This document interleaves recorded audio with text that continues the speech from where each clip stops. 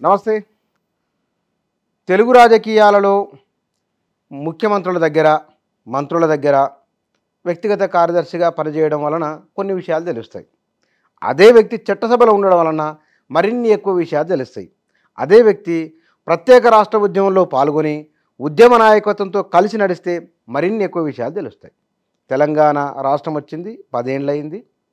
ఇప్పుడు నేను చెప్పిన ఇన్ని విషయాలలో 2.5 దశాబ్దాల పాటు రాజకీయాలలో ముఖ్యమంత్రుల దగ్గర, మంత్రుల దగ్గర ఉద్యమంలో ప్రత్యక్ష అనుభవం ఉన్న ఒకానొక నాయకుడు, ఒకానొక అధికారి, ఒకానొక తెలంగాణ ఉద్యమకారుడు కపిలవాయి దిలీప్ కుమార్ గారు నా దగ్గర ఉన్నారు. వారిని అడిగి సమకాలీన రాజకీయాలపైన ఇవాళ రాజకీయ పరిణామాలు ఎట్లా ఉన్నాయి అనేది వారిని అడిగి తెలుసుకుందాం మనం. నమస్కారం అండి. కేసీఆర్ మీరు చాలా దగ్గరికి వెళ్ళి చూసిన వారు. ఎన్నికల్లో గెలుపు ఓటమి 2 చూసుకున్నారు. ఆయన ఓటమి వచ్చినప్పుడు సహజంగా ఎట్లా ఉంటారు? అంటే కేసీఆర్ అనేవాడు కొద్దిగా ఈ ఫెయిల్యూర్ని జీర్ణించుకునే మనస్తత్వం ఉన్న వ్యక్తి కాడు. పట్టుదల ఉన్న వ్యక్తి, అందులో అనుమానం లేదు. బాగా పట్టుదల ఉన్నవాడే మొండివాడు, అందులో అనుమానం లేదు. కానీ ఫెయిల్యూర్ అనేది ఆయనకు రుచించదు. సో మీకు జ్ఞాపకం ఉంటే 10 మందే గెలిచిన సందర్భం. అవును, తెలంగాణ ఉద్యమంలో రాజశేఖర రెడ్డి ఎక్కడ తలకాయ పెట్టుకుంటావు రాజేంద్ర అని అవహేళన చేసి 2009 ఎలక్షన్ రిజల్ట్ అప్పుడే అన్నాడు. ఆ మాట 2009లో జరిగింది. అప్పుడు మనందరికీ తెలిసి ఆయన రాజీనామా చేసి ఇంట్లో పడుకున్నాడు. పోయి నాకు వద్దు, ఉద్యమం వద్దు, పదవి వద్దు అని. అంటే అప్పుడు మన జయశంకర్ లాంటి వాళ్ళు, అప్పుడు బ్రతుకున్నటువంటి విద్యాసారావు లాంటి వాళ్ళు, సీనియర్ లీడర్లు అంతా టీఆర్ఎస్ వాళ్ళు పోయి బతిలాడి అండ్ ఒప్పించి తిరిగి వెనక్కి తీసుకురావాల్సిన పరిస్థితి అప్పుడు మనం చూసినాం. అప్పుడు కూడా ఫ్రస్ట్రేషనే, ఈ ఉద్యమం నాకు ఉందని. నెక్స్ట్ టైం ఆయన ఫ్రస్ట్రేషన్కి ఎప్పుడు గురైందంటే తెలంగాణ వస్తుంది అనుకొని పోరాడి తకాయించి ఆఖరికి 2012 అనుకుంటా. ఆ టైంలో కూడా ఆయన కాన్ఫిడెన్స్ కోల్పోయినప్పుడు ఇక మాతో కాదు, ఇది మేము తేలేమని నిర్ధారణకు వచ్చిన తర్వాత మంచి పీక్లో మూమెంట్ ఉన్న టైమే. కానీ ఇట్లాంటి రిజల్ట్స్, ఇవి ఫెయిల్యూర్స్, ఎంత ప్రయత్నం చేసినా రాకపోవడం, దీంతో ఆయన ఏం చేసిందంటే జేఏసీని ప్రమోట్ చేసిండు. ఆ జేఏసీని ప్రమోట్ చేసిన సందర్భంలో తనకు అనుకూలంగా, మాట ఇప్పుడు అడగకూడదు కాంగ్రెస్ నుండి, తనకు అనుకూలంగా ఉంటాడని భావించి కోదండరామన్ పెట్టిండు చైర్మన్గా, జేఏసీ చైర్మన్. అప్పుడు కానీ ఇతర రాజకీయ పార్టీలు అందులో చేరలే. అన్ని రాజకీయ పార్టీలు అందులో చేరిన సందర్భంలో జేఏసీ పవర్ఫుల్గా ఎమర్జ్ అయ్యి, టీఆర్ఎస్ కంటే పవర్ఫుల్గా ఎమర్జ్ అయ్యి సకల జనుల పోరాటం వైపు దారితీస్తుంది అది. అప్పుడు కానీ తెలంగాణకు ఒక లాజికల్ కంక్లూజన్ రాలేదు. ఇది అంటే ఇన్ని రకాలుగా అన్ని దశల్లో మనం కేసీఆర్ని చూసినాం. అప్పుడు కూడా మిలిటెంట్ ఉద్యమం చేద్దామని ఎప్పుడే ప్రపోజల్ వచ్చినప్పుడు, అది మిలియన్ మార్చి కావచ్చు, సాగర్ ఆహారం కావచ్చు, అసెంబ్లీ ముట్టడి కావచ్చు, ప్రతిసారి ఆయన వెనక్కి పోయి వద్దు, ఈ ప్రోగ్రాం వాయిదా వేసుకుండని జేఏసీ మీద ఒత్తిడి తేవడం మీకు తెలుసు, ఉద్యమకారులుగా నాకు తెలుసు. ఆయన ఎప్పుడు కూడా పార్టిసిపేట్ కాలేవాడు, వద్దని చెప్పాడు. చివరి నిమిషంలో నిర్ణయం తీసుకుని ఏదేమైనా కానీ ఇది చేయాల్సిన సందర్భంలో చివరి నిమిషంలో కాంట్రవర్ట్ సిచ్యువేషన్లో టీఆర్ఎస్ వచ్చి పార్టిసిపేట్ అయింది తప్ప ఆయన ప్రతిసారి కూడా అగ్రెసివ్ మోడ్లో భయపడేవాడు. ఆ మాట అనాలి, భయపడేవాడు. సో ఈ టైప్ ఆఫ్ క్యారెక్టర్ అయింది. సో ఏమైనా సరే నేను పొలిటికల్ లాబింగ్ ద్వారానే తెలంగాణ తెస్తా అనేవాడు. ఆ లాబింగ్ మొదటి సందర్భంలో మనం చూసినప్పుడు ఆయన 45 స్థానాలకు 52 స్థానాలకు బీఫార్లు ఇచ్చాడు. 45 సీట్లు అప్పుడు కూడా ఇచ్చాడు.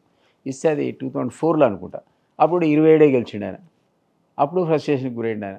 ఆ తర్వాత 2009లో 45 స్థానాలు మహాకూటమి ద్వారా చంద్రబాబు ఇస్తే అప్పుడు 10 ఇస్తే అప్పుడు ఫ్రస్ట్రేషన్కి గురైండు. 2014లో మీకు జ్ఞాపకం, నేను ఇంతకుముందు చెప్పిన ఎగ్జాంపుల్స్ అని. సో ఈ రకంగా ఆయన క్యారెక్టర్ మీరు అనలైజ్ చేస్తే ఎప్పుడైనా సరే అగ్రెసివ్ మోడ్లోకి ఆయన పోడు. ఏమైనా మాటలోనే అగ్రెషన్ ఉంటుంది. వీడిని నరికేస్తా, వాడిని చించేస్తా, కడుపు చీస్తా అని అంటే తప్ప ప్రాక్టికల్గా ఆ సిచ్యువేషన్ ఇస్తే ఆయన ముందు నిలబడి పోట్లాడే వ్యక్తి కాడు. సో ఆయన మాటల వల్ల చాలామంది పిల్లలు మనకు తెలుసు మలిదశ ఉద్యమంలో ఈవెన్ ఆత్మ బలిదానాలు కూడా చేసుకున్నారు. ఒక రకంగా ఆయన కారణం దానికి. I'm sorry to say. సరే, తెలంగాణ ఉద్యమం అల్టిమేట్గా సక్సెస్ అయ్యి మనదని తెలంగాణ ఈరోజు ఫ్రీ తెలంగాణలో కూర్చోడం అనేది ఒక అంశం. అది అతని కంట్రిబ్యూషన్ మనం అండర్మైన్ చేయలేం. డెఫినెట్లీ కేసీఆర్ కంట్రిబ్యూషన్ అందులో చాలా ఉంది, కాదనేవాడు, అది అవివేకం తప్ప మరొకటి కాదు. కానీ ఆయన క్యారెక్టర్లో మరొక కోణం ఏంటంటే ఆయన ఉత్త పిరికివాడు. తర్వాత ఆయన మాట్లాడే మాటలు వేరుంటాయి, నిజమైనటువంటి ప్రవర్తన వేరుంటే చాలా తొందరగా ఫ్రస్ట్రేషన్కి గురవుతాడు, అసంతృప్తికి గురవుతాడు. ఒక్కొక్కసారి విత్డ్రా అయిపోయి హ్యాపీగా ఫ్యామిలీలోనే పడుకునేటోడు, లేకపోతే పోయి ఇక్కడ ఇంట్లో రిటైర్ కూడా అయ్యాడు. అట్లాంటి చోట్ల చాలామంది మన వాళ్ళు ఉద్యమకారులు ఆయన దాని ఏమంటారు మోటివేట్ చేసి ఆయన కాడెత్తేయకుండా కాపాడుకొని ఉద్యమాన్ని ఒక కొసదాకా లాక్కొచ్చిన వాళ్ళు చాలామంది ఉన్నారు. మీరు కేసీఆర్తోనూ, చంద్రబాబు నాయుడు, ఎన్టీ రామారావు ముగ్గురితో ప్రత్యక్షమైన బంధం ఉంది. కేసీఆర్ వచ్చిన కూడా తెలుగుదేశం నుంచే కదా, అవును. చంద్రబాబుతో ప్రత్యక్షంగా ఎన్టీ రామారావు, వారిద్దరి ప్రభావం వీళ్ళ మీద ఏమన్నా ఉంది, ఈయన మీద ఏమన్నా ఉన్నదా? ఎన్టీఆర్ ప్రభావం ఉంది కదా. ఎన్టీ రామారావు ప్రభావం ఉండడం వల్లనే ఆయన తన కొడుకి నందమూరి తారక రామారావు అని పేరు పెట్టుకున్నాడు. ఇంకేముంది అందుకంటే క్లాసిక్ ఎగ్జాంపుల్. అవును, పేరే ఆయన పేరు, కొడుకు పేరు పెట్టుకున్నాడు. సో అందులో అనుమానం లేదు. ఆయన తీవ్రమైన ప్రభావం అనేది ఎన్టీ రామారావు ఆయన మీద చూపించాడు, అందులో డౌట్ లేదు. తర్వాత ఉన్నటువంటి ముఖ్యమంత్రులు తనకి ఎప్పుడు పొసిగేది కాదు కదా. చంద్రబాబు నాయుడు ఆయనతో అంటగాయి కదా. ఈయన కూడా మొత్తం ఆ బ్యాచ్ అయితే తిరుగుబాటు జెండా ఎగరవేసి ఇక్కడికి వచ్చి వైస్రాయిలో క్యాంప్ పెట్టిన దాంట్లో నేనే ముఖ్య దానికి ఏమంటారు సలహాదారుని చెప్పుకున్నాడు ఆయన. క్యాంప్ ఆయన అంత పెద్ద సీనియర్ సలహాదారు ఏం కాదు, వన్ ఆఫ్ ది అడ్వైజర్స్ కింద ఉన్న మాట వాస్తవం. నేను కూడా ప్రత్యక్ష సాక్షి దానికి. వైస్రాయిలో వాళ్ళతో పాటు సమానంగా అన్ని రోజులు ఆ హోటల్లో ఉన్నటువంటి వ్యక్తి నేను. కానీ ఎక్కువ ఎక్స్పోజర్ రాలే ఆయనకు అప్పుడు. ఆయనకు అప్పుడు ఈ ఎక్స్పోజర్ నేను చెప్పడానికి చెప్పుకున్నాడు. నేనే సలహా ఇచ్చిన, అప్పుడు ఇచ్చిందే సలహా నేనే, ఆ మొత్తం వ్యూహరచనలో నేను భాగస్వామిని చాలాసార్లు చెప్పుకున్నాడు. కానీ అప్పుడు ఆయనకి పబ్లిసిటీ రాలేదు. నాకు కూడా నిజంగా తెలియదు. అప్పుడు నేను ప్రత్యేక అందరినీ చూసినా కానీ ఈయన అంత క్రూషియల్ రోల్ ప్లే చేసినట్టు నేనైతే గమనించలేదు. ఏదేమైనా ఆయన ఇన్ఫ్లుయెన్స్ కూడా అక్కడ ఉన్నది, చంద్రబాబు గారి ఇన్ఫ్లుయెన్స్ కూడా మనం చూసాము ఆయన మీద ఉన్నది. అందువల్లనే ఆ తిరుగుబాటు జెండా ఎగరవేసిన వాళ్ళలో ఈయన కూడా అందులో చేరిపోయాడు. ఓటమి వచ్చినప్పుడు ఎన్టీ రామారావు, చంద్రబాబు నాయుడు వాళ్ళు ఎట్లా తీసుకుంటారు? ఎన్టీఆర్ తను పదవిని కేర్ చేసేవాడు కాదు కదా. ఇప్పుడు ఎన్టీఆర్ పదవిని కేర్ చేయడానికి నిజంగా అంగీకరించే వ్యక్తి అయితే ఆ రోజు దేవేంద్ర గౌడ్ గారు వీళ్ళందరూ కూడా రాయబారని పోయారు, మీకు జ్ఞాపకం ఉంటే. ఎంత వాళ్ళు రిక్వెస్ట్ చేసినా అశోక్ గజపతి రాకపోయినట్టు పోతే దూతలుగా పోయింది. ఇక్కడి నుంచి ఈ క్యాంపుకి ఆ క్యాంపుకి దూతలుగా పోతే వీళ్ళు కూడా మీరు ఆమెను వదిలేసేయండి, మేము మళ్ళీ మీరే మా ముఖ్యమంత్రి అని కూడా చెప్పి ప్రపోజల్ ఇచ్చారు. ఆయన ఒప్పుకోలే. ఆయన లక్ష్మీ పార్వతిని వదులుకోవడానికి ఒప్పుకోలే. అంటే తన అధికారాన్ని కోల్పోవడానికి సిద్ధపడ్డాడు తప్ప ఆ టైప్ ఆయన. అంటే ఒకసారి మాట ఇస్తే కమిట్ అయితే అంతే అంతే, ఏమైనా పోయి రాజ్యం పోని సంపద పోని మాట వెనుక తీసుకునే వ్యక్తి అతను కాడు. ఏంటి తర్వాత వచ్చినటువంటి చంద్రబాబు గారు సరే ఆయన రాజకీయ నాయకుడు, రకరకాల వ్యూహాలు సరే ముందు సరే వెనక అడుగు వేయడం, అవసరాన్ని బట్టి వెనక సర్దుకోవడం, ఇవన్నీ తర్వాత పాలిటిషియన్స్ మనం చూసాం. కానీ కాంప్రమైజ్ కాకుండా ఉండే క్యారెక్టర్ అయితే ఎన్టీఆర్, అందులో అనుమానం లేదు. సో దాన్ని చూసాం బాబు ఆయన. అందుకనే అట్లాంటి గొప్ప నాయకుడు కూడా ఆ పదవి వదులుకున్నాడు, ఇంట్లో ఉన్నాడు. ఆ తర్వాత ఆయన ఎంత గర్జించినా అనుకున్న స్పందన ప్రజల లోపల రాలేదు. రామ్లాల్ టైంలో ఎన్టీఆర్ని దించితేనేమో తీవ్రమైన స్పందన వచ్చింది. దేశం అంతా కదిలి పెద్ద గగ్గోలు పెట్టింది. పెడితే అప్పుడు తిరిగి అతన్ని మళ్ళీ అధికారంలో తెచ్చేంతవరకు ఆయన ఆపరేషన్ కూడా అట్లా అమెరికాలో చేయించుకొని గుండె చేతపట్టుకొని స్పీచ్లు ఇచ్చినాడు కదా, మీకు జ్ఞాపకం ఉంది కదా. సో అది ఎంత రియాక్షన్ ఉండే అప్పుడు పబ్లిక్లో. సో ఆ టైప్ ఆఫ్ రియాక్షన్ తిరిగి ఆయనను లక్ష్మీపార్వతి ఇన్ఫ్లుయెన్స్ నుంచి తీసేసినప్పుడు రాలే. ఎందుకంటే పబ్లిక్ కూడా లక్ష్మీపార్వతి ఇన్ఫ్లుయెన్స్ను, ఇండైరెక్ట్ ఇన్ఫ్లుయెన్స్ని పబ్లిక్ కూడా యాక్సెప్ట్. ఆమెను ఎంటేసుకొని తిరిగితే మరి ప్రజలు ఓట్లేసి గెలిపించారు కదా, ఎన్నికల ప్రచారం ఆమెనే ఉన్నది. Most of the B forms ఆయనే ఇచ్చింది. ఆమె ఇన్ఫ్లుయెన్స్తోనే బీ ఫారాలు చాలా మందికి వచ్చినాయి, కట్ అయినాయి కూడా. అయినా కూడా ఎన్టీఆర్ ఒక ఫేస్ మెజార్టీ, మామూలు మెజార్టీ అప్పటికంటే ఎక్కువ 225 సీట్స్ వచ్చినాయి. మామూలుగా కంటే ఎక్కువ వచ్చినాయి మొదటిసారి కంటే. కానీ ఎందుకో సెకండ్ టైం ఈ ఎక్స్పోజర్ వచ్చి ఆమె మొత్తం ఆయన కనుసల్లో నడుస్తున్న ఎక్స్పోజర్ వచ్చి వీళ్ళంతా తిరుగుబాటు జెండా ఎగరవేసిన తర్వాత అప్పుడున్నటువంటి ఆదరణ ఎన్టీఆర్కి లేదని మనం యాక్సెప్ట్ చేయాలి. మళ్ళీ ఆయన అప్పీల్ ఇచ్చిండు, ఎక్కడ రియాక్షన్ కూడా రాలేదు. మీడియా కూడా ఎందుకు ఆయనకు సహకరించలేదు, మీడియా కూడా యాక్సెప్ట్ చేయలే ఆమె ఇంటర్ఫరెన్స్ని. సో దానివల్ల ఆయన తీవ్రంగా నష్టపోయాడు. అయినా మనందరికీ గుర్తుపెట్టుకోవాల్సిన అవసరం ఏంటంటే, నేను అప్పుడు మీరు అన్నట్టు అన్ని సంఘటనలకు ప్రత్యేక సాక్షి. నేను అప్పుడు ఆయన చనిపోయినప్పుడు నేను నా ఆఫీస్లో కూర్చోన్నా సెక్రటరియట్లో. నా విండోలోంచి బయటికి చూస్తే అసలు హైదరాబాద్లో సందే లేదు. లక్షల మంది, ఒక మాజీ సీఎం చనిపోతే అసలు స్వచ్ఛందంగా లక్షల మొత్తం అసలు నిండిపోయింది జనంతో. అది తరలి వచ్చింది. అసలు ఆశ్చర్యం, ఒక పదవి లేనటువంటి వ్యక్తికి మహారాష్ట్రలో బాబా ఠాకరే చనిపోతే ఎట్లయితే ఇసుక వేస్తే రాలని జనం వచ్చిండ్రో, ఎన్టీ రామారావు కూడా ఎట్లా వచ్చారు. బాల్ ఠాకరే అసలు కార్పొరేట్ కూడా పోటీ చేయలేనాడు. అదొక ఇన్స్పైరింగ్ ఇన్స్పైరింగ్ పర్సనాలిటీస్ ఉంటాయి. అని కాదు అబ్దుల్ కలాం చనిపోతే చుట్టుపక్కల తమిళనాడు ఇటు ఆంధ్రప్రదేశ్లో కూడా మౌనంగా అసలు పోలీసులు అన్నారు, ఇంత క్రౌడ్ని మేము కంట్రోల్ చేయగలుగుతామా, అంటువర్డ్ ఇన్సిడెంట్ అయిందా అని అబ్దుల్ కలాం అప్పుడు కూడా నేను కామెంట్ చూసిన. పోలీసు ఏం నిశ్శబ్దంగా ఒక డిసిప్లిన్ సోజాలా ప్రతి ఒక్కరు వచ్చి కళ్ళ నీళ్ళు పెట్టుకుని వెళ్ళిపోయింది తప్ప అట్లాంటి లీడర్ ఏంటి రావాలి. ఇన్ని అనుభవాల నుంచి మళ్ళీ కాంగ్రెస్కి వద్దాం మనం. ఎందుకంటే మీరు ఇన్ని అనుభవాలు ఉన్న మీరు ఇవాళ కాంగ్రెస్ పార్టీలో ఉన్నారు. అసలు మీరు అడ్జస్ట్ అవుతారు ఆ పార్టీలో? వెల్ భుజన, మీకు నా బ్యాక్గ్రౌండ్ తెలుసు.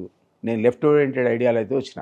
ఫస్ట్ మీ తరం అంటే తెలియకపోవచ్చు, కానీ నేను నా తరంలో నేను పీడిఎస్ ప్రెసిడెంట్ వరంగల్కి.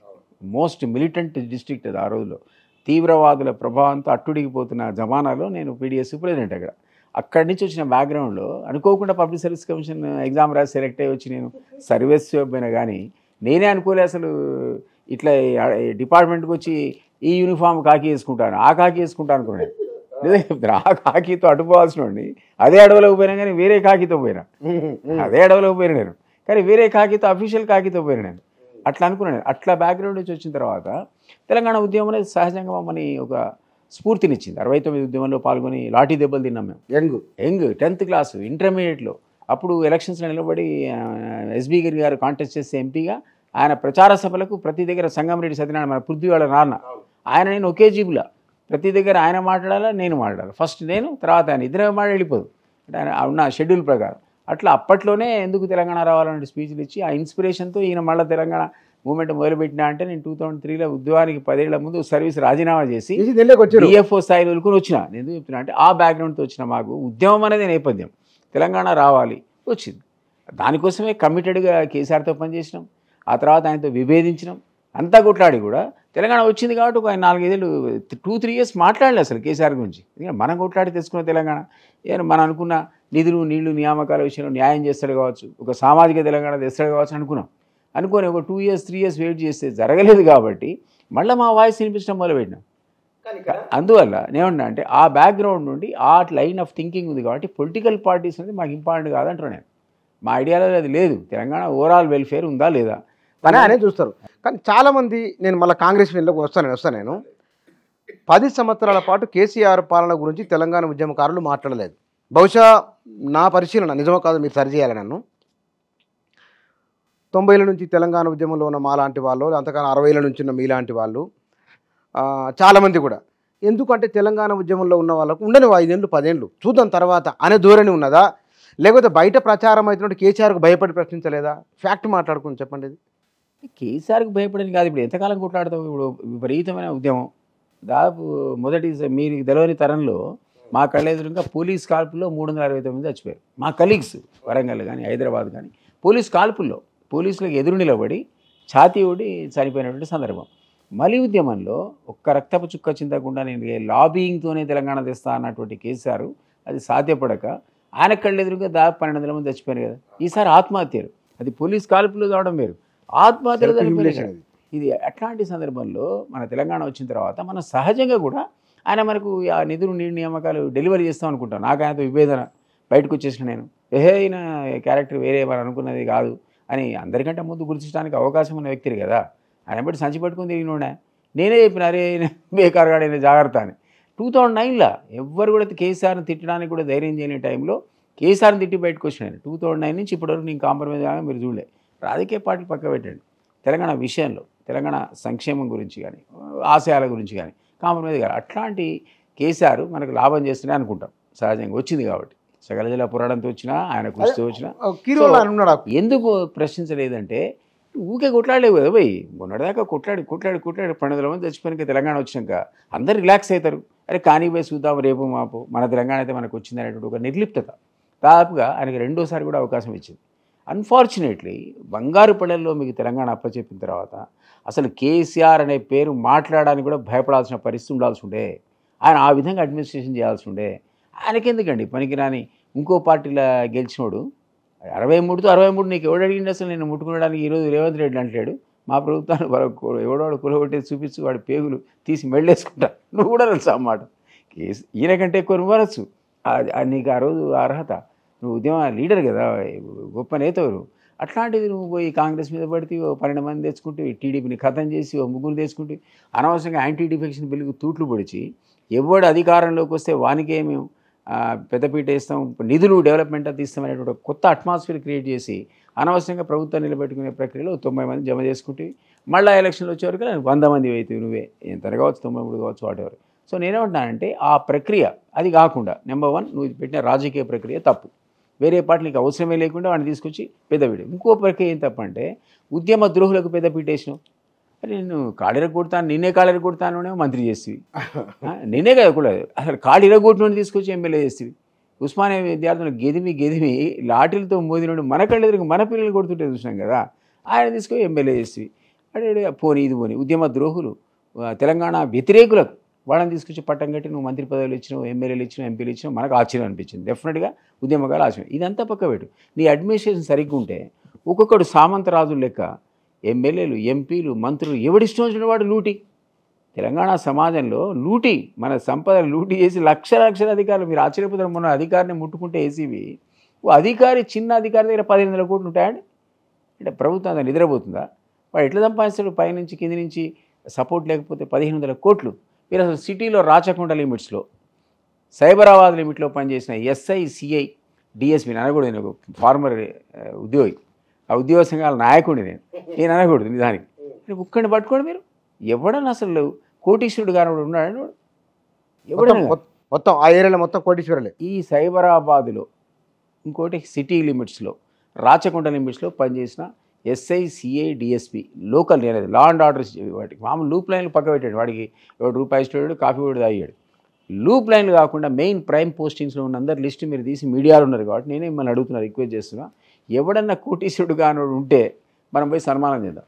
అవునా? అరే ఎవడు కాడు చెప్పండి నాకు. ఇంత కరప్షన్ ఇది ఎవరు కారణం అంటారు మీరు? అధికారులు నువ్వే కదా. ఇవన్నీ నువ్వు రెగ్యులర్ రివ్యూ చేయాల్సి ఉండే, వీటిని అవినీతిని నియంత్రించాల్సి ఉండే. అసలు వాడు ఎవరైతే మిత్రుడు పార్థసారథి రెడ్డి అనుకుంటా, హెట్రోడక్స్, ఆయనకట పోయి ఐటీ కూడా ఎవడో ఇన్కమ్ ట్యాక్స్ కూడా రైడ్ చేసినట్టు అల్మార్లో బదులు మందుల డబ్బాల బదులు కట్టలు కింద పడ్డాయట. ఈ నోట్ల కట్టలు లెక్కించడానికట 2 రోజులు పట్టిందట. మిషన్లు పెట్టినట పాపం చాతగాక. 150 కోట్లని ఒక ఇనిషియల్ సంచలనం అప్పట్లో వాడుతుంది. సంచలనాన్ని వాడతా. నువ్వు తీసుకొచ్చి 6 ఏళ్ళు రాజ్యసభ ఇస్తావండి అంటే దేనికి గౌరవం? డబ్బుగా. ఈ ఉద్యమకారులు ఏమైనారు? అసలు తెలంగాణ కోసం కొట్లాడు ఏమైనారు? ఉస్మానియా పిల్లలు ఏమైనారు? కాకతీయ పిల్లలు ఏమైనారు? అసలు ఏరి యూనివర్సిటీ నుంచి పోరాడి నీకోసం నా కోసం త్యాగాలు చేసిన ఈ గనులంతా ఈ ఎస్సీ, ఎస్టీ, బీసీ పిల్లలు ఏరండి. అసలు నువ్వు పట్టుకొచ్చి ఎతికేతికి పట్టుకొచ్చి వానికి పదవులు ఇవ్వాలను ఎవరికి ఇస్తున్నావు అంటున్నా నేను. వేరే పార్టీ వానికి ఇట్లాంటి దొంగలకు డబ్బు కాళ్ళు మొక్కిన కలెక్టర్కి నువ్వు ఎమ్మెల్సీ ఇస్తావా? కాళ్ళు మొక్కినోడికి అదే ఏమన్నా రాజరికమా లేదా దొరతనమా?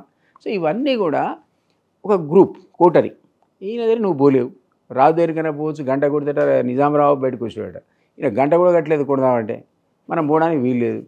మంత్రులు ఉన్న గంగుల కమలాకరు, హరీష్ రావు మేనలుడు కదండి, మన ఈటల రాజేందర్, వాళ్ళ స్టేట్మెంట్ ఏంటంటే సీఎం కలుద్దామని పోతే గేట్ కాడ ఆపేసారు, మా లిస్టులు అట, మా అపాయింట్మెంట్ లేదట. మంత్రిని ఆపుతారండి? నీకు నిన్ను నన్ను మమ్మల్ని పోనిస్తారా? అందుకనే రేవంత్ రెడ్డికి ఎంత స్పందన అది. ఆ కంచెలు పీక్ అవతల పారేస్తే మొత్తం వెలువనుడు పోయి ప్రజాభవన్కి దేవుడు రేపు పొద్దున సమస్య సాల్వ్ అవుతూ కాదని ముందైతే వాడు తృప్తి. నేను పోయిన సెక్రటేరియట్కి నేను ఉన్నాడు పోలే. సెక్రటేరియట్కి 10 ఏళ్ళు నేను పోలే తెలుసా మీకు. నేను పోయి హాయిగా తిరిగి వచ్చిన అన్ని ఫ్లోర్లు. రేపు భలే ఆయన గట్టి ఈయనకు అప్పచెప్పాడు, ఆయన కట్టిండు ఈయనకు అప్పచెప్పాడు. సో అట్లా మరి ఎట్లా నేనది మీరు అన్నటువంటి స్వేచ్ఛా వాతావరణం లేకుండే. అది ఇందిరా పార్క్ కూడా ఎత్తేస్తే ధర్నా చేయడానికి అవకాశం లేకపోయా, చెప్పుకోవడానికి నువ్వు దొరకకపోయా, ఇప్పుడు నీ మంత్రికి ఆయనకే వెన్నెముక లేకపోయా.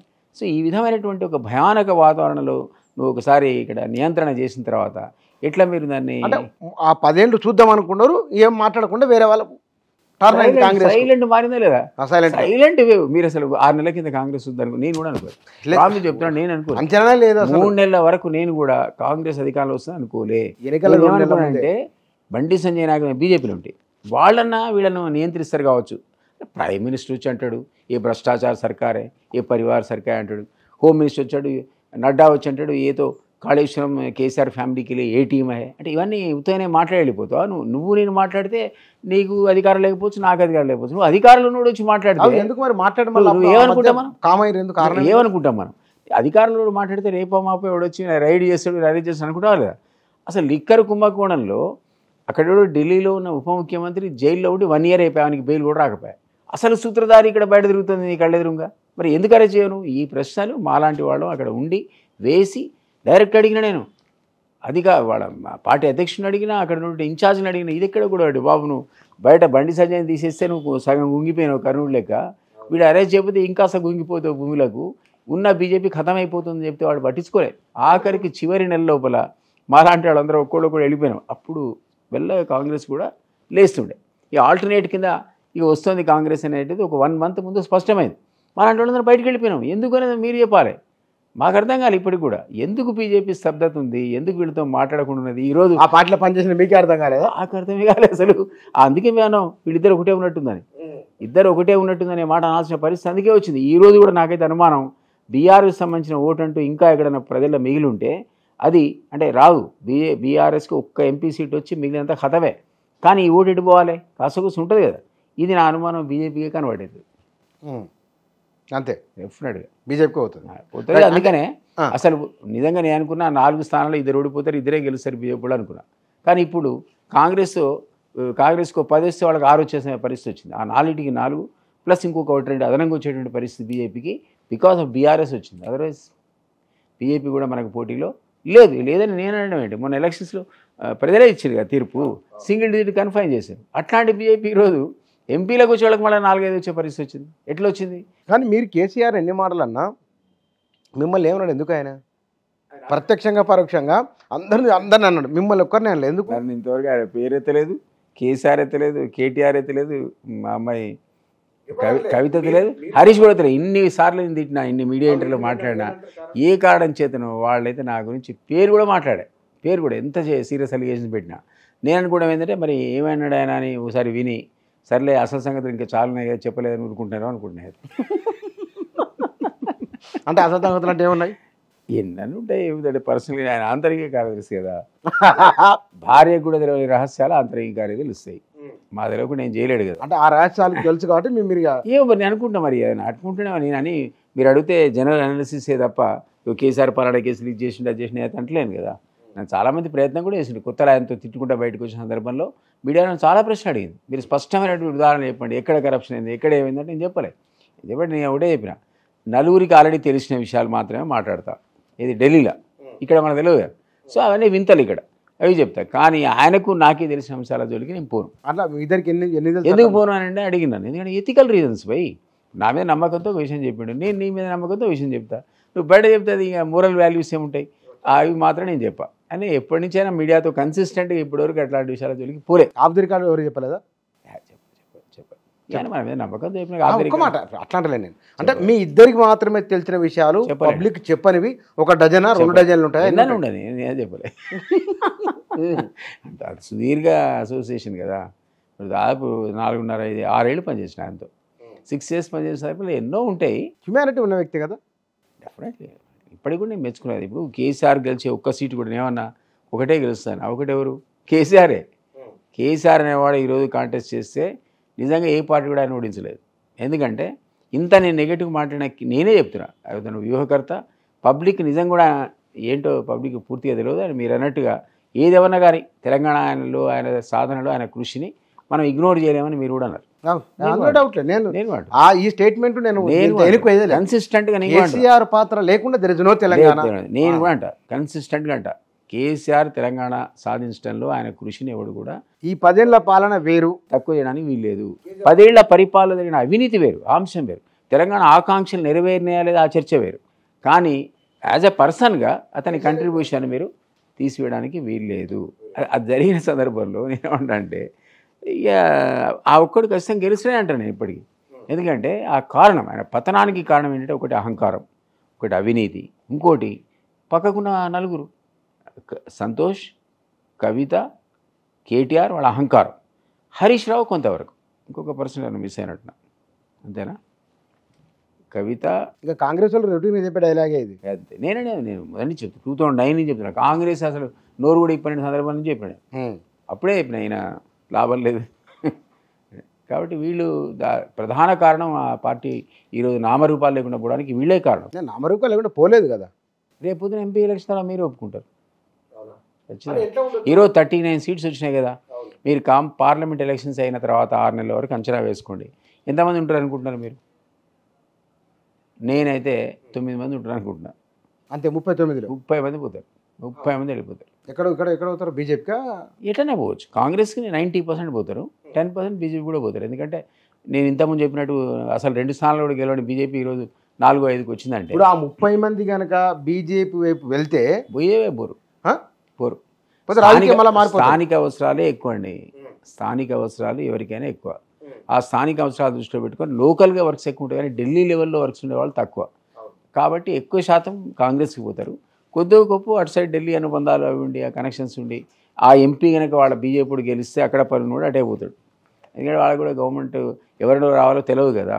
సో కన్ఫ్యూజన్లో కొంతమంది ఇటు కొంతమంది అటు పోయే అవకాశం ఉంటుంది. ఏదేమైనా పోవడం ఖాయం. అంతే. అంటే భవిష్యత్తులో అంటే ఒక ప్రాంతీయ పార్టీ అనేది లేకుంటే కనుక జాతీయ పార్టీలు ప్రాంతాల ఈ మనలాంటి రాష్ట్రాల గురించి అంత కన్సర్న్ ఉంటుందా అనేది ఒకటి ఉంది కదా. ఇప్పుడు డెఫినెట్లీ ఆ కాన్సెప్ట్ అట్లా ఉండడం వల్లనే, మీరు అన్న పద్ధతిలో దేశ రాజకీయాలు ఉండడం వల్లనే ప్రాంతీయ పార్టీలకు ఆస్కారం ఏర్పడదు. లేదా ఈ దేశాన్ని సుదీర్ఘకాలం కాంగ్రెస్ పరిపాలించింది. ఆ తర్వాత వాజ్పేయి వచ్చినాక బీజేపీ పరిపాలించింది. 2 స్టేట్ల నుంచి జాతీయ స్థాయికి ఇచ్చారు. తర్వాత ఫ్రస్ట్రేషన్కి ఎట్లా గురైనట్టే ప్రజలు స్థానిక అవసరాలు ఈ జాతీయ పార్టీలు పట్టించుకోవట్లేదు.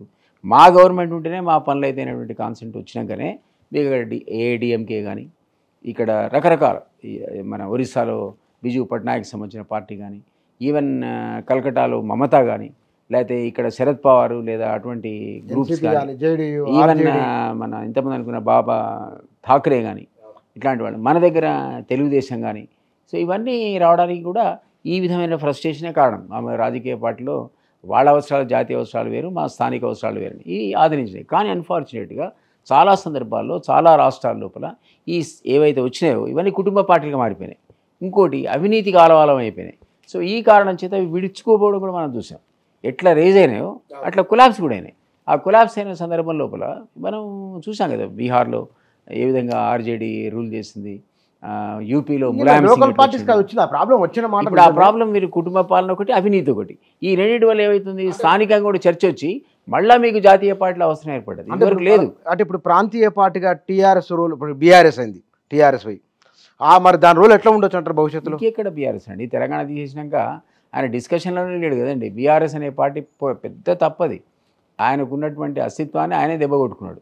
నెంబర్ 1 ఎక్కడ పోయి శాఖ పెట్టిండు, ఆంధ్రాలో. దాన్ని ఏమన్నాడు, మనం ఉద్యమకారులు మీ జ్ఞాపకం ఉంటే ఆంధ్ర అంటేనే అది లంక, అందులో పుట్టినోళ్ళంతా రాక్షసులు అన్నాడు. అంటే ఓన్లీ రాజకీయ నాయకుల సామాన్యులు కూడా, అంటే సామాన్లు కూడా లంకలో పుడితే చాలు వాడే రాక్షసులు అన్నాడు. అట్లాంటి రాక్షసుల ఏరియాలో మొదటి శాఖ పెట్టిండు పోయి బీఆర్ఎస్. పెట్టాక తెలంగాణ యొక్క ఇంపార్టెన్స్ తెలంగాణ ఎత్తేసి బీఆర్ఎస్ అయినా కదా నీకు నష్టం జరిగింది. తెలంగాణకు వన్ ఆఫ్ ది రీజన్స్ నువ్వు స్థానిక దూరం జరిగింది, ప్రజలు మాది కాదనే ప్రజలు అదేంటి మనది అనుకున్న తెలంగాణ తీసి పారేసి బీఆర్ఎస్ అంటున్నాడు అనుకున్నారు. ఈ అవినీతి, ఈ కుటుంబ రాజకీయాలు, ఈ కోటరీ, ఈ ఎప్పుడైతే ఉన్నారో ఈ ఆశ్రిత ఏమంటారు పక్షపాతం బంధుప్రీతి ఉన్నాయి కదా, ఆ పదాల వల్ల బీఆర్ఎస్ దెబ్బతిన్నది. లేకపోతే మీరు అన్నట్టు ఎస్ రీజనల్ పార్టీకి ఉన్న వాల్యూ జాతీయ పార్టీకి లేకుంటే తెలంగాణ విషయంలో డెఫినెట్గా మావాడి ఉండాల్సిందే అని అనుకున్నప్పుడే కదా మీకు అధికారం వచ్చింది 2 సార్లు. కానీ ఇప్పుడు అది బూమరాంగ్ అయిపోయింది. ఇప్పుడు రేవంత్ రెడ్డి, కేసీఆర్ పోల్చుకుని మీరు ఇక్కడ ఈయన దగ్గర చూస్తున్నారు కదా, క్వాలిటీ సిమిలారిటీస్ ఉన్నా కొంచెం ఎక్కువ తక్కువ. కేసీఆర్ అనేవాడు మొండి, పట్టుకుంటే అన్కాంప్రమైజింగ్ టైప్ ఆఫ్ పర్సన్. ఉద్యమకారు కేసీఆర్ అనేవాడు కదా, uncompromising type. At the same time ఎవరికి అందుబాటులో కూడా ఉండడు ఆయన. అదొక టైపు, ఎవరికి అందుబాటులో ఉండేవాడు ఎవడైనా కానీ పెద్దోడు. ఓ రోజు రాత్రి నేను ఇంట్లో కూర్చున్నప్పుడు నాకు ఫోన్ వచ్చింది మా పిఏ దగ్గర నుంచి. ఏంటంటే పిఏ కాదు, ప్రైమ్ మినిస్టర్ సెక్రటరీ ఫోన్ చేసాడు. అవును, రాత్రి 10ంటికి చేసి మన్మోహన్ సింగ్ పిఎస్ సుబ్రహ్మణ్యం అని తెలుగుడు. ఏమైనా దిలీప్ మీ మంత్రి లైన్లోకి వస్తలేడు, మీ పిఏని అడిగితే కనెక్షన్ ఇయ్యని అంటాడు. ప్రైమ్ మినిస్టర్ మాట్లాడుతుంటే కనెక్షన్ ఇయ్యడా అన్నాడు. రాత్రి అప్పుడు 10 అయింది. నేను మా పిఏ ఫోన్ చేసిన, ఇదేంద్రా బాబు prime minister of the country మాట్లాడుతా అంటే నువ్వు లైన్ ఇస్తే ఏమిటంటే సార్ ఈ టైంలో లైన్ ఇస్తే ఇది చాలా ప్రమాదం సార్ ప్రైమ్ మినిస్టర్ అన్నాడు. అంటే రాత్రి 10 అయింది అప్పుడు. అంటే నేను అర్థం చేసుకొని మళ్ళీ సూర్యుడే చెప్పిన, సార్ అది ఆరోగ్యం బాగాలేదు, నిద్రపోయింది ఆల్రెడీ, మేము లేపలేము, మీరు కనుక పర్మిషన్ ఇస్తే రేపు మార్నింగ్ హాట్ లైన్లో నేను మాట్లాడిస్తా పిఎంతో. అంటారే చూడవా దేశ పరిస్థితి, దేశ ప్రధాని మాడతా అంటే లేబర్ మినిస్టర్ అవైలబుల్ లేడన్నాడు అని పెట్టేసిండు. తెల్లారి నేను పోయి, తెల్లారంటే 9ంటికో పోయినా లేవాడు కాబట్టి 9-10 గంటలు లేవాడు కదా, 10 గంటలకు పోయి హాట్ లైన్ ఉంటుంది ఆడ, తిప్పితే డైరెక్ట్ పిఎంఏ ఎత్తాడు. అట్లాంటి హాట్ లైన్లో సార్ మాట్లాడి పిఎం మాట్లాడాడంటే అప్పుడు మాట్లాడా. ప్రైమ్ మినిస్టర్కే లైన్లో రానోడు అంటే చెప్తాను అందుబాటులో ఉండడం అనడానికి అది ఒక కారణం. అంటే అంత ముఖ్యం, మరి చాలా పెద్ద ఇష్యూలు ఉండొచ్చు, ప్రైమ్ మినిస్టర్ రాడు కదా. అదే కదా, ఏ ఇష్యూనా కానీ మాట్లాడుకున్నాను మాకు తెలియదు. నేనేం కూడా అడగలేదు, ఏం మాట్లాడాను, ఎందుకు వచ్చిన పంచాయతీ నేను కూడా ఉంటానికి వీలేదు కదా, పిఎంతో మాట్లాడితే నేను బయటకు వెళ్ళిపోయాను, అది లేదు. సో నేను చెప్తున్నాను అట్లాంటి వాడు ఇక్కడ రేవంత్ మీకు అందుబాటులో ఉంటాడు కదా. నేను అసలు ఒక్కసారి ఆయనతో కొట్లాడబెట్టుకుని 2000లో బయటికి పోతే బిలీవ్ మీ నేను ఐ నెవర్ మెట్ కేసీఆర్. 2009 ఎక్కడ 2000 ఇప్పుడు ఏదో 25 ఏళ్ళు అయినట్టుంది, ఏదో 14 ఏళ్ళ 14-15 ఇయర్స్లో అసలు కేసీఆర్ మళ్ళీ గెలవలే. అదే పద్ధతిలో ఈ రోజు చూసేటట్టయితే మీకు రేవంత్ రెడ్డి అందుబాటులో ఉండే, ఎవరికైనా అందుబాటు. మీరు ఆశ్చర్యపోతే నేను దాదాపు 15 ఏళ్లలో ఒక్కసారి కూడా కేసీఆర్ కలవలేదు. ప్రయత్నిస్తే నాకు అపాయింట్మెంట్ దొరకలేదు. 6 సార్లు కలిసినాడు రేవంత్ రెడ్డి గారు. ఇప్పటికి 6 సార్లు చీఫ్ మినిస్టర్ అట్లా అందుబాటులోనే ఆయన. అసెంబ్లీకి పోతే 3 సార్లు ఎదురయ్యాడు. అపాయింట్మెంట్ అడిగితే 3 సార్లు ఇచ్చాడు. నాకే ఇవ్వంగా మంత్రులకు అదే వేరే ఉన్నటువంటి సహచార ఎమ్మెల్యేలకు అందుబాటులో ఉన్నట్టే కదా. సో అందుబాటులో ఉండే ముఖ్యమంత్రి పనిచేసాడో చేయడో అది that it self is a relief. అది గత ప్రభుత్వంలో లోపించిందని నేను అంటున్నాను. సో అట్లా. కానీ ఇక్కడ మీకు ఉన్న ఎక్స్పీరియన్స్ బట్టి చెప్పండి, వీళ్ళు 6 గ్యారెంటీలు తీసుకున్నారు కదా, ఇంప్లిమెంట్ కొంచెం కష్టమయ్యేటట్టుంది. 2,500 రూపాయలు అనేది ఎట్లా? డెఫినెట్లీ కష్టం, అందులో అనుమానం. 6 గ్యారెంటీలు మేము ఖచ్చితంగా అమలు పరచగలుగుతామని ముందుగా అనుకున్నటి కారణం ఏంటంటే ఇది ధనిక రాష్ట్రం అని. నిజంగా కూడా ప్లానింగ్ కమిషన్ దాంట్లో ఫైనాన్స్ కమిషన్ ఆఫ్ ఇండియా దాంట్లో లిస్టులో నెంబర్ 2లో ఉంది రాష్ట్రం. ఇది గుజరాత్ తర్వాత. గుజరాత్ ధనిక రాష్ట్రం అయితే నెంబర్ 2 ధనిక రాష్ట్రం దేశంలోనే తెలంగాణ. అది రికార్డు ఉండేది మొదటి 5 సంవత్సరాలు ఉన్న పరిస్థితి. నెక్స్ట్ 5 ఏళ్లలో వీళ్ళు విచ్చలవిడి అప్పులు చేసి అవసరం లేని ప్రాజెక్టులు కట్టి ఇంకేదో చేసి వాట్ ఎవర్ ఇట్ ఈస్ దాదాపుగా 6,71,000 కోట్ల అప్పు చేశారు. మనందరం బయట ఉండి ఇంక్లూడింగ్ రేవంత్ రెడ్డి అందరం కూడా 5 లక్షల కోట్ల అప్పు ఉంది, 5 లక్షలు కూడా నిజంగా ఎంత ఉందో తెలియదు. వైట్ పేపర్ ఎప్పుడైతే బట్టి గారి ద్వారా బయటకు వచ్చిందో దాని ద్వారా మనకు అర్థమైందంటే 6,71,000 కోట్ల అప్పు. అంటే అనుకున్న దానికంటే ఇంకో 2 lakh crores ఆల్మోస్ట్ మీ బడ్జెట్కి ఈక్వల్ అప్పే ఉందాడ. సో మీరు 6 హామీలు అర్జెంటుగా ఇంప్లిమెంట్ చేయాలంటే మాకు కూడా అర్థమైపోయింది చాలా కష్టసాధ్యమైన పని అని. కానీ హామీయే కదా. ఇప్పుడున్న పార్లమెంటు ఎలక్షన్స్లో అది క్వశ్చన్ మార్క్ అవుతుంది కదా. కాబట్టి మేము కూడా అక్కడో ఇక్కడో అప్పో సప్పో తల తాకడ పెట్టో లాంటి పనులు చేసి ఇందులో ఉన్న హామీలు దాదాపుగా 5ని ఆల్రెడీ ఇంప్లిమెంట్ చేయడం మొదలుపెట్టినాం. ఇంకొకటి రేపు పొద్దున క్యాబినెట్ మీటింగ్ రేపే ఉన్నది. 6వ హామీ కూడా ఇంప్లిమెంటేషన్ స్టార్ట్ అవుతుంది. లేదా ప్రజలు మీరు మమ్మల్ని క్వశ్చన్ చేస్తారు కదా. సో అది నెరవేర్చుకోవాల్సిన పరిస్థితి ఏర్పడదు. సో కానీ అంతకుముందున్నటువంటి ప్లానింగ్ లేనటువంటి ఇన్వెస్ట్మెంట్స్, అన్ప్రొడక్టివ్ అసెట్స్ మీద ఇన్వెస్ట్మెంట్స్, అంటే ప్రొడక్షన్ రానటువంటిది ఇన్వెస్ట్మెంట్ అన్ప్రొడక్టివ్ అంటారు. అట్లాంటివి కాకుండా జాగ్రత్త పడి ఈ ఫైనాన్షియల్ ఉన్నటువంటి సిచ్యువేషన్ కరెక్ట్ అసెస్ చేసుకొని పద్ధతిలో కనుక డిస్ట్రిబ్యూట్ చేసుకుంటే ప్లానింగ్ కరెక్ట్ చేస్తే మేము వాటిని నిరంతరం కూడా వచ్చే 5 ఏళ్ల వరకు కూడా ఇంప్లిమెంట్ చేయగలుగుతాం. మళ్ళీ ఎలక్షన్ కూడా ప్రజల ముందుకు హామీలు ఇచ్చే, ఇంకా ఏవైతే హామీలు ఇవ్వలేదో వాటిని కూడా కొత్తవి ఇచ్చే ప్రజలకు అందించే పోతాం అనేది ఒక కాన్ఫిడెన్స్ అయితే ఖచ్చితంగా మాకుంది. కానీ అది మీరు ఉచిత బస్సుకు సంబంధించింది ఒకటి ఉంది, ఇందిరమ్మ ఇళ్లకు సంబంధించింది, తర్వాత రైతు భరోసా ఉన్నది, చేయూత ఉన్నది. ఆ స్కూటీలో అనేది సాధ్యమయ్యేటివేనా? అంటే ఇప్పుడు ఒకటి మీకు ఈ మధ్యకాలంలో మీరు చూస్తే ఒక్కొక్క హామీకి ప్రజలందరి అప్లికేషన్ తీసుకొని స్క్రూటినీ చేస్తున్నారు. స్క్రూటినీ చేసి వాటన్నిటి కూడా కంప్యూటరైజ్ చేస్తున్నారు. మీ ఎలిజిబిలిటీ క్రైటీరియా నిర్ణయిస్తున్నారు. ఎలిజిబిలిటీ క్రైటీరియా ఏంటి? మీ వైట్ కార్డ్ కనుక మీకుంటే ఇవన్నీ ఇంప్లిమెంట్ అవుతాయి, లేకపోతే కావు. అంటే రఫ్లీ 1/3 పాపులేషన్కి ఇవి అందుతాయి. రిమైనింగ్ 2/3కి అవసరం లేదండి. అంతకుముందు ప్రభుత్వం మీద మన అలిగేషన్ ఏంటి? అవసరం లేనివాడు కూడా రైతు బంధు ఇచ్చాడు, అవసరం లేని కూడా బెనిఫిట్స్ ఇచ్చాడు, ప్రభుత్వం ఎక్స్చెక్కర్ను వేస్ట్ చేసిండు అనే కదా. అది మేము చేయం. ఎవరు ఎలిజిబుల్లో వాళ్ళకి మీరైనా హర్షిస్తారు, మేమైనా హర్షిస్తాం. అవసరం లేనివాడికి సహాయం అయింది ప్రభుత్వ సహాయం. నెలకు 5 లక్షలు వచ్చినోడికి ఎందుకు రేషన్ కార్డు ఎందుకు? వాడు ఆల్రెడీ ఇన్కమ్ ట్యాక్స్ పేరు ఉంటే వాడికి నువ్వు కొత్త బెనిఫిట్ ఇస్తా, సిలిండర్ ఇస్తా, ఇంకోటి ఇస్తా, ఎందుకు? అది ఒక్క ఆర్టీసీలో ఉచిత రవాణా మహిళలకు తప్ప మిగిలిన అన్నిటికీ కూడా ఖచ్చితంగా వైట్ కార్డే ఒక బేసిక్ క్వాలిఫికేషన్ లాగా ఉంటుంది. గత ప్రభుత్వంలో 65 లక్షల కార్డులు ఉండే, ఇప్పుడు 1,10,00,000 అప్లికేషన్ పెట్టుకున్నారు. దాంట్లో స్క్రూటినీ చేస్తే 20 పోయినా కూడా దాదాపు 1 కోటి మందికి ఇవ్వాల్సిన పరిస్థితి. అంటే గతంలో ఇచ్చిన 65 లక్షల కంటే ఇంకో 35 లక్షల మంది దానికి యాడ్ అవుతారు. యాడ్ అయ్యి 1 కోటి మందికి ఇస్తాం మేము. ఉన్న పాపులేషన్లో రఫ్లీ 25% పాపులేషన్ అయితే కవర్ అవుతుంది. అది ఫెయిర్ ఆఫ్ అంటున్నాను నేను. ఆ మాత్రం చేసినా అది గొప్పే అంటున్నాను నేను. కానీ పబ్లిక్ వస్తున్న ఒకటి, కేసీఆర్ పట్ల బాగా సానుభూతి ఉన్నది. అరే కేసీఆర్ ఎట్లా ఓడిపోతాడు, కేసీఆర్ ఓడిపోకూడదు కదా వచ్చిన కామెంట్లు అవి. అట్లాంటి సందర్భంలో లోక్సభ ఎన్నికల్లో కేసీఆర్ మీద సానుభూతి అనేది కాంగ్రెస్కి ఏమన్నా వ్యతిరేకమై అట్లా ఏమైనా ఉంటుంది అంటారా? ఉంటుంది అవకాశం, ఆయన నిలబడితే. ఒక్క సీట్ అన్నారు మళ్ళీ, అది కూడా అదే ఒక్క సీట్ ఎక్కడ నిలబడ్డా డెఫినెట్లీ పబ్లిక్లో ఆయన ఎట్లా సానుభూతి ఉంటుందని బట్టి అనుమానం లేదు. ఇంకా మిగతా అంటే ఉండదు. ఆయన అందరు కూడా పబ్లిక్ ఏమనుకుంటే ఈ చుట్టూ ఉన్న లంగాలే ఆయన కుంభం ముంచిన అదర్వైజ్ సార్ మంచివాడు అనుకుంటారు ఇప్పటికి కూడా. ఇంకా ఆయన అందుబాటులో రాడు కదా, అందుబాటులో వస్తే అర్థమైంది ఆయన కథ ఏందో. నీలాంటి అలాంటి రోజు పోయి ఇంటర్వ్యూ చేస్తే మనకు అర్థమైంది ఆయన కథ ఏందని. సో అది అందుబాటులో రానివాడు ఇప్పటికి కూడా ఆయన అరే చాలా మంచివాడే, అంత మోసం చేసారు చుట్టూ అనుకుంటారు మీరు. కానీ ఒకటి అబ్జర్వ్ చేయండి, జనరల్గా ఎక్కడైతే కాంగ్రెస్ సీట్లు గెలుచుకుంటూ వచ్చిందో అవన్నీ రూరల్ ఏరియాసే. ఆ రూరల్ ఏరియాస్లో నిజంగా అన్ని సంక్షేమ పథకాలు అందినాయి వాళ్ళు చెప్పుకునే నిజమే. అయితే అవసరం లేనప్పుడు కూడా పోయి ఉండొచ్చు, అది వేరే విషయం, చర్చ వేరు. కానీ అక్కడే వాళ్ళు కూడా కొట్టారు. ఎందుకంటారు? నేను చెప్తున్నా, అది మీరు ఏదో పబ్లిక్గా డబ్బులు ఇచ్చేసి సంక్షేమ పథకాలు ఎంత చేసి ఓటు నాకు పడతాయి అనుకుంటే తప్పు. వాళ్ళు అది కూడా మా పైసలే, మా ప్రభుత్వ డబ్బే మా ఖర్చు పెడుతున్నారు తప్ప ఆయన జేబులోంచి చేయట్లేదని అనుకుంటారు. సో అక్కడ ఎక్కువగా చర్చ జరిగింది అవినీతి పట్ల. ఈవెన్ అక్కడ ఉన్న ఎమ్మెల్యే, స్థానికంగా ఉన్న ఎమ్మెల్యేల మీద వ్యతిరేకత. నేను చెప్పడం ఏంటి, వాళ్ళ పార్టీ వాళ్ళే, కేటీఆర్ కూడా ఇప్పుడు మాట, కేసీఆర్ కాదు ఓడిపోయింది, స్థానికంగా ఉన్న ఎమ్మెల్యేల వాళ్ళు ఓడిపోయినాం అన్నాడు. అంటే అక్కడ వ్యతిరేకత, వాళ్ళు చేసినటువంటి. కామారెడ్డిలో కేసీఆర్ కూడా ఓడిపోయింది. కామారెడ్డి కేసీఆర్ ఓడిపోయింది పాపం. మన అన్న లాజిక్ వ్యతిరేకం. మరి అది కేసీఆర్ నిలబడితే గెలవాలన్న మన లాజిక్ వ్యతిరేకం ఉంది. అది కానీ ఇక్కడ నేను ఎందుకంటున్నా అంటే, మెదక్ అనే మాట, మెదక్లో అంటున్నాను నేను, వేరే దగ్గర అంత ఈజీ కాదు. మెదక్ ఎందుకంటే అంటే అక్కడ హరీష్ రావు కాన్స్టిట్యున్సీ కూడా అందులో ఉంది కాబట్టి దాదాపు ఆయన 1,00,000 ఓట్లతో గత ఎలక్షన్స్లో గెలిచింది. అక్కడ 1,00,000 ఓట్ల మెజారిటీ తనకు అసలు కాదు.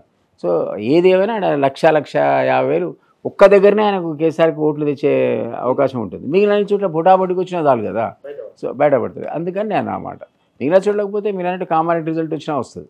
ఆ రిస్క్ మరి కేసీఆర్ తీసుకుంటాడేదని తెలియదు. కానీ బట్ నేనైతే అనుకుంటున్నా ఆయనకు రేవంత్ రెడ్డిని చూడడం ఈ సభలో ఇష్టం ఉండదు.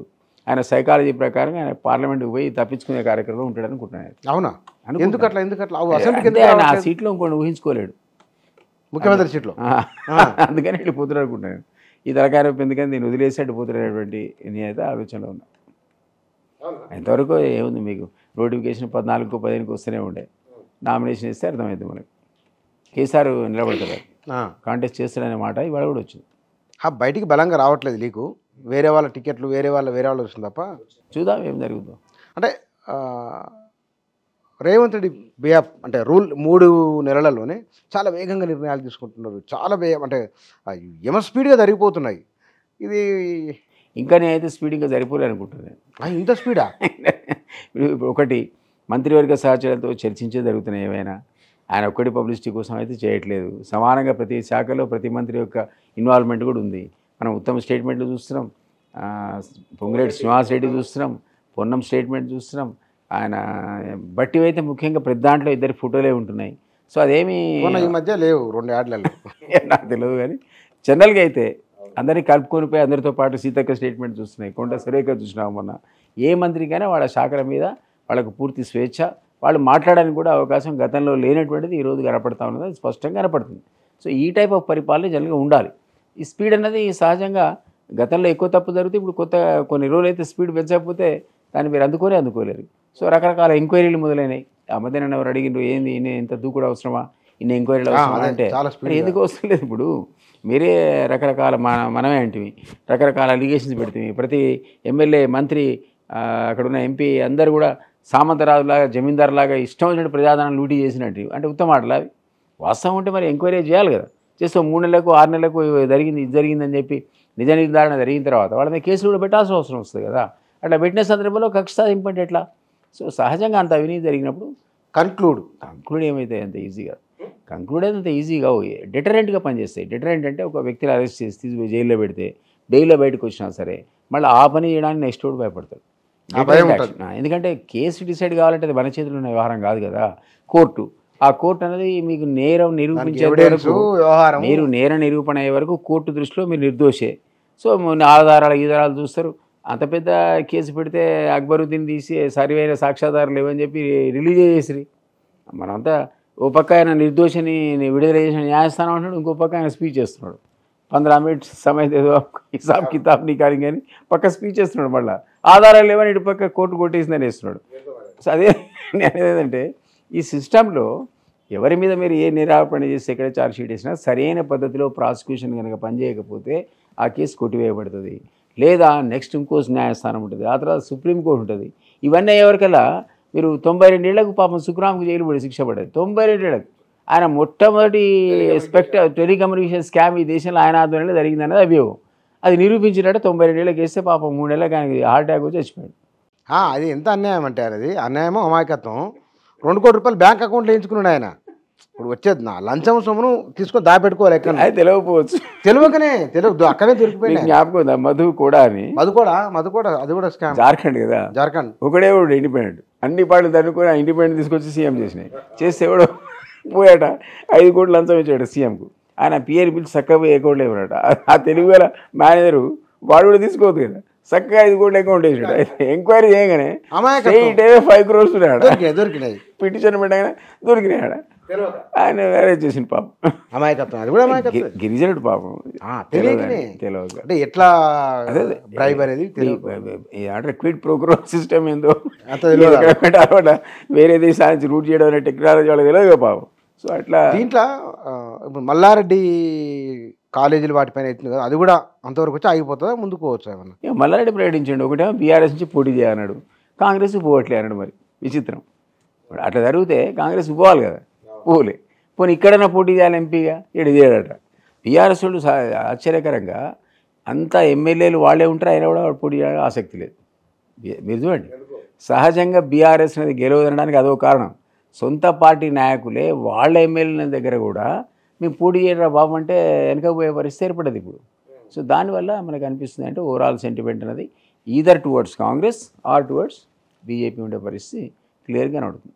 అది కష్టమైతే మరి లెక్కన బీఆర్ఎస్ ఖతం ఆల్మోస్ట్. అంటే మల్లారెడ్డి అంటే తోబలకు వచ్చిందనే కాంగ్రెస్. మల్లారెడ్డి ఆయన ఏం మాడతారో ఏం చేస్తారో మనకే అర్థం కాదు. ఈ పూటకైతే నేను బీఆర్ఎస్ కాంటెస్ట్ చేయను అంటాడు, కాంగ్రెస్ పోయే సమస్య లేదంటాడు. మరి ఈ రాజకీయాల్లో ఏ పూట ఎవడేం చేస్తాడో, ఏ స్టేట్మెంట్ ఎటుపోతామని ఎటు చెప్పాలో చెప్పండి.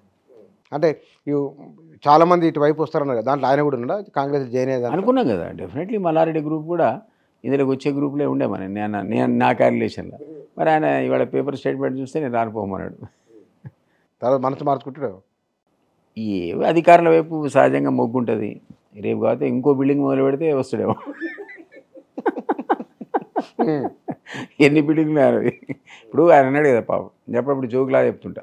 ఒక ఆయన ఏమో ₹1 కోటి వ్యవసాయం అయితే సంపాదించడం ఉంటే డబ్బులు ఉండొచ్చు, మనం ఎక్స్క్యూజ్ చేయొచ్చు. ఒక ఆయన ఏమో పూలమ్మీడు, కట్టెలమ్మీడు, పాలమ్మీడు, ఆయన దగ్గర ఉండొచ్చు. అరే ఏ బిజినెస్ చేయను దగ్గర 300-400 కోట్లు ఎట్టుంటాయి? అఫిడవిట్లో 30 మంది బీఆర్ఎస్ ఎమ్మెల్యేలకు ముందు స్టేట్మెంట్ ఇచ్చినప్పుడు 2004లో కానీ కాంటాక్ట్ చేసి 2018లో కూడా వేసిండు. మొన్న 23లో కూడా వేసిండు. ఈయన 10 లక్షల నుంచి 200 కోట్లకి ఒక ఆయన ఎదిగాడు. ఒక ఆయన 5 లక్షల నుంచి ఒక ఆయన 100 కోట్లకి ఎదిగి ఎట్లొస్తాయి? ఏ వ్యాపారం చేయకుండా అయితే నువ్వు పూలను నమ్మాలి, లేదా వ్యవసాయాలు లెక్క. ఇద్దరికి ఎగ్జామ్షన్ ఇద్దాం. ₹1 కోటి వ్యవసాయం చేసి వస్తారా తర్వాత సంగతి, పూలు అమ్మితే, కట్టెలు అమ్మితే, పాలు అమ్మితే ₹1 కోట్ల కాలేజీలు ఇంజింగ్ వస్తారా తర్వాత సంగతి. ముందైతే ఇద్దరు చెప్పుకుంటారు ఈ వ్యాపారాలు మాది ఇందులోనే సంపాదించిన. ఈ ఇద్దరు వదిలిపెడితే మిగిలిన వేరే ఎక్కడికి పోయి ఏ వ్యాపారం లేడు, రాజకీయ వ్యాపారంగా పెట్టుకొని సంపాదించినట్టే కదా ప్రధాన. నేను వాళ్ళ సంగతి చెప్పుకుందాను. నేను 30 మంది ఉన్నారు ఆ బీఆర్ఎస్ ఎమ్మెల్యేలు. ఆ రకంగా 100,000 కోట్లు వాళ్ళ అఫిడవిట్లో చూపించారు. అసలు ఆస్తి ఎంతనో మనకు తెలియదు. కనబడింది మాత్రమే 33 చూసినా నేను. 33 మంది అసలు విపరీతంగా 200 తెలుగుదేశం కాంగ్రెస్ వల్ల లేకపోతే పుట్టి పెరిగిన వాళ్ళేనా? బీఆర్ఎస్ లో పుట్టి పెరిగిన వాడు 33 మంది ఎమ్మెల్యేలు అండి. బీఆర్ఎస్ లో పుట్టి పెరిగిన ఈ 10 ఏళ్లలో 100 కోట్లు 33 మంది మీరు లిస్ట్ చేయండి. నాకు చెప్పండి వాళ్ళ ఫోన్ చేసి. 33% అఫిడవిట్కు పోలికే లేదు అసలు. ఆ ఎలక్షన్కి ఎట్లా చెప్పండి? దానికి మరి యాక్షన్ తీసుకోవాలి కదా నిజంగానే. మనం ఆ మాట అన్నప్పుడు ఎలక్షన్ కమిషను, ఐటీ వాడు, ఈడీ వాడు, ఎన్ఫోర్స్మెంట్ వాడు అది అఫిడవిట్ పట్టుకొని పోతే చాలను. మరి ఇక్కడ బాబు మరి ఆయన పూల మీద పాల మీద వాళ్ళు చెప్పాలి. మరి కాంగ్రెస్లో వాళ్ళు బీఆర్ఎస్ కుంభకోణాలు అవినీతి అన్నారు కదా, బయట చర్చ ఏంటంటే వీళ్ళు కూడా 10 ఏళ్ళ అధికారం లేక వీళ్ళు కూడా చూస్తున్నారని ఒక చర్చ ఉంది. I don't know real. ఇప్పుడు మనం యూనిఫామ్గా ఒక పార్టీలో నేను చేరినా కాబట్టి అందరు మా వాళ్ళు సత్య హరిశ్చంద్ర నేను సర్టిఫికేట్ వెళ్తానా? నేను ఇవ్వలేదు కదా, నాకు తెలియదు. నిజంగా కూడా రేపు పొద్దున అధికార దుర్వినియోగం వీళ్ళు చేస్తే సేమ్ అదే గతి పడుతుంది మళ్ళీ. ఇప్పుడు ఈరోజు తెలంగాణ కాంటెస్ట్లో, సరే జనరల్ పాలిటిక్స్ వేరు కానీ తెలంగాణ కాంటెస్ట్లో ఈ బీఆర్ఎస్ ఎమ్మెల్యేలు కానీ ఇంకా ఏ ఎమ్మెల్యేలు కానీ ఎవరైతే సంపాదించారో వారు ఎందుకు తిడుతున్నాం? మరి కష్టపడి తెలంగాణ ఇంతమంది ఆత్మ బలిదానాల మీద, అమరుల ఆత్మ బలిదానాల పునాది మీద వచ్చినటువంటి తెలంగాణ మనందరం పారదర్శకంగా ఉండాలనుకుంటాం, అవినీతి రహితంగా ఉండాలనుకుంటాం, ఒక సామాజిక తెలంగాణ రావాలనుకుంటాం, అందరూ బాగుపడాలనుకుంటాం. అంతేగాని నీకేదో పొరపాటున ప్రజలు నిన్ను ఎమ్మెల్యేను ఎంపీ చేస్తే నువ్వు నా డబ్బులు లూటీ చేయాలనుకుంటావా? నా ఆస్తులు నువ్వు కబ్జా పెట్టాలనుకుంటావా? పెట్టకూడదు. కాంగ్రెస్ కూడా పెట్టకూడదు, బీఆర్ఎస్ కూడా పెట్టకూడదు, బీజేపీ ఎవడు పెట్టకూడదు. ఆ మాటకు వస్తే ఒకవేళ నువ్వు చేసినావు అనుకో తప్పు అంటున్నాను నేను. అది ఎవరైనా కానీ మా పార్టీ కూడా చేసినా రేపు పొద్దున తప్పే శిక్షార్హుడే అంటున్నాను నేను. అట్లా లేకుండా ఒకప్పటికి పాలిటిక్స్ వచ్చిన నేను నీకు చెప్పేది ఇట్లాంటి రాజకీయ నాయకులను చూసినా మనం. నేను మరి మన నర్రా రాఘవరెడ్డిని చూసినా. ఆయన నాకు డైరెక్ట్ పరిచయం లేడు. పాత తరంలో ఆయన ఎన్టీఆర్ పీరియడ్లో ఎమ్మెల్యే వరకు ఉండే, 6 సార్లు 7 సార్లు ఎమ్మెల్యే. నేను ఒకసారి మా గనిమేనాడు పక్కకు 3 కిలోమీటర్లు పోతే హైవే దగ్గర ఆయన ఊరు సార్ అరే పోదాపారా అని తీసుకుపోయాను. పోయి చూస్తే మంచిగా పండుకున్నాడు ఆయన. అప్పుడే అరే ఇప్పుడే పండుకున్నాడు, ఏం కాదు సార్ పోండి అంటే లోపలికి పోయాను. పోతే సార్ నమస్తే, నేను దిలీప్ కుమార్ ఎమ్మెల్సీ. హాయ్, నేను పేపర్ చదువుతున్నా, నువ్వు తెలియదు అన్నాడు. ఎక్కడ తెలుసా, గుడ్ల కొట్టంలో మంచం వేసుకొని పండుకున్నాడు. అంటే షెడ్ 8 terms ఎమ్మెల్యే అండి. అది లైఫ్. మన నల్గొండ ఎన్ని ఎగ్జాంపుల్స్. అది మీకు భీమిరెడ్డి నరసింహారెడ్డి వేల కొద్ది ఎకరాల ఆస్తులు వదులుకొని వాడు పాలిటిక్స్కి అంకితమైనారు. ఆ అమ్మాయి మళ్ళీ స్వరాజ్యం, ఎంత పెద్ద ఫ్యామిలీ ఆమెది, ఆమె ఇట్లా ఎన్ని ఆస్తులు, తుపాకీ బిడ్డను చంకనేసుకొని ఆమె నడుము కట్టుకొని తుపాకీ పట్టుకొని దానికి పోయింది. ఇట్లాంటి మన అది కాదు, మన ఇల్లందు ఎమ్మెల్యే గుమ్మనర్సేనా సైకిల్ మీద, సైకిల్ మీద పోయి మార్కెట్లో సైకిల్ స్టాండ్ వేసుకుని ఫోటో తీసేసారు మీడియాలో. ఎమ్మెల్యే కూరగాయలు కొనుక్కుంటాడు. అంటే చెప్తున్నా, ఇట్లాంటి చరిత్ర ఉన్నటువంటి ఒక అద్భుతమైన ఆణిముత్యాలను తెలంగాణ సమాజం మనకు అందించింది. ఇంకా లిస్ట్ చేస్తే మీరు లిస్ట్ అన్నారు కాబట్టి అంత ఎవరు నాకు ఢిల్లీలో శైలజ అనుకుంటా, కుమారి శైలజ మినిస్టర్ ఉండే శైలజ, ఆమె ట్రైన్లో వచ్చేది. నేను వస్తాను, నేను అటు చేనంబర్ బంగ్లాకి వెళ్ళి అట్లా పోయినప్పుడు చూస్తే మామూలుగా ఎవరు సెక్యూరిటీ లేదు, ఎవరు లేరు. ఆమె మీకు ఆయన డిఫెన్స్ మినిస్టర్ ఉండే కదా, యాంటోనీ ఏకే యాంటోనీ. అరే ఎవడు అన్న నాతో, ఏకే యాంటోనీ డిఫెన్స్ మినిస్టర్ వరకు మంచి కళ్ళు పూసుకుని తిరగవచ్చు ప్రైమ్ మినిస్టర్. అంటే అందులో కుంభకోణం జరిగే స్కోపే లేదు. మంత్రి ఆనెస్ట్, మధు దండావేది కంటే నువ్వు మంత్రి అయినా చెప్పడానికి కూడా పోతున్నట్టు సెక్యూరిటీ వాడు ఇప్పుడే వస్తానట. ఇట్లా వరుసగా మరి పాతకాలపు ఇల్లు లెక్క రూమ్ వెనక రూమ్ ఉండేదట. చివరిదేమో ఉతికే బట్టలు ఉతికే రాయట, అక్కడ బట్టలు ఉతుకుంటాడట మధు దండావతి. అదే ఈయనకు పోయి చెప్పడానికి, ఆయనకు వచ్చి చెప్పడానికి పోయినాడు, అయ్యా నువ్వు మంత్రి రేపు పొద్దున ప్రమాణ స్వీకారం ఉంది, ఆయన వస్తున్నా బాబు అని సపరేట్ బట్టలు ఉతుకుంటున్నాడు. అట్లాంటి కూడా మనం ఈ దేశం, అంటే ఈవెన్ వాజ్పేయి గ్రేట్ మ్యాన్ కదా, ఇట్లా మనం కాదు, అద్వానీ, వీళ్ళంతా honest people, they sacrifice there lifes. అట్లాంటి రాజకీయ సోనియా గాంధీ కూడా వాట్ ఎవర్ ఇట్ ఇస్. ఏమంటున్నా అంటే అట్లాంటి స్టాల్వర్డ్స్ని చూసిన ఈ దేశంలో మనం నువ్వు ఎన్ని అఫిడవిట్ ఎంతమంది దొంగలు లంగాలని మనం చర్చుకోవాల్సిన పరిస్థితి వస్తాయని మనం అనుకున్నామా? అట్లా అనుకోలే కదా. సో అట్లాంటి వాళ్ళు నిజంగా ప్రజాసేవకులు. ప్రజలు అట్లాంటినే ఇప్పటికైనా మేల్కొని ఆదించాలి. వాడు మునుగోడు ఎలక్షన్కి ఎందుకు పోలేరు, ఊరంతా ఒక కాడ కూర్చున్నారట. ఎదురా బాబు పోలేరు, అంత చుట్టుపక్కల డబ్బులు పంచి మా ఊరికే రాలేదు అందుకే పోలేనాడట. ఆ పరిస్థితి ఈ పరిస్థితి ఏంటి అసలు? ఇట్లా ఎక్స్పెక్ట్ చేస్తామా? ఒకనే మైక్ పెడితే సార్ మాకు ఎలక్షన్ ముందు తులం బంగారం ఇస్తున్నారు, 3000 ఇచ్చినట్టుదా, 3000 ఇచ్చినట్ట తులం బంగారం ఇస్తానని ఇవ్వలేదట. కోపం వస్తుంది. అంటే ప్రజలకు మరి ఎప్పుడు మారుతారు? అసలు ఈ కారణం ఎవడు? అసలు రాజకీయ పార్టీలే కదా, నువ్వా నేనా పక్క పెట్టు. డిజనరేషన్ ఆఫ్ పొలిటికల్ వాల్యూస్కి కారణం రాజకీయ పార్టీలే. ఈ రాజకీయ పార్టీలే ఓటు సిస్టమ్ని ఖరాబ్ చేసినాయి. ఓట్లు కొనడం తాగడం నేర్పింది వీళ్ళే. దీన్ని మళ్ళీ సంస్కరించుకొని అట్లాంటి లీడర్స్ని మనం తయారు చేసుకోవాలి సమాజంలో, అనివార్యం. లేకపోతే ఎట్లా సొసైటీ బాగుపడుతుంది? కానీ 5 సంవత్సరాల పాటు కాంగ్రెస్ ప్రభుత్వానికే డోకలు. ఎందుకంటే నిన్న లక్ష్మణ్ ఒక మాట అన్నాడు, డబుల్ ఇంజన్ సర్కారు తెలంగాణలో అన్నాడు.